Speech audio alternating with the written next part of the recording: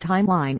Australia's terror threat concern has been growing in Australia in recent months over the effect on domestic security of Australian nationals fighting with or sympathising with Islamist militant groups in Iraq and Syria. The BBC looks at how events, and related legislation, have developed.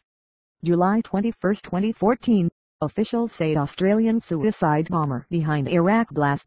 Concern grows over the number of Australians fighting for Islamist militant groups in the Middle East and the effect of them and their supporters and sympathisers on domestic security. August 5. New legislation aimed at preventing people going to fight with Islamist groups announced. August 11. Image emerges of young son of Australian militant fighter holding severed head of Syrian soldier. August 27. New counter-terrorism units set up in airports to stop departing fighters. August 27.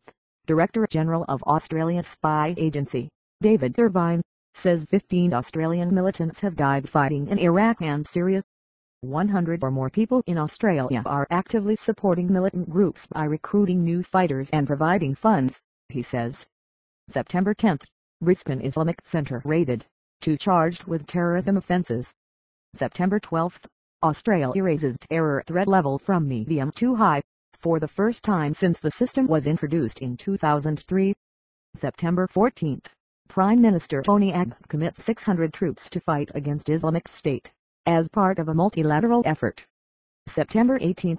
Australia carries out what it calls its biggest counter-terrorism raid. Mr. Abbott later confirms this was linked to an alleged plot by Australia-based individuals to kill a randomly selected member of the public.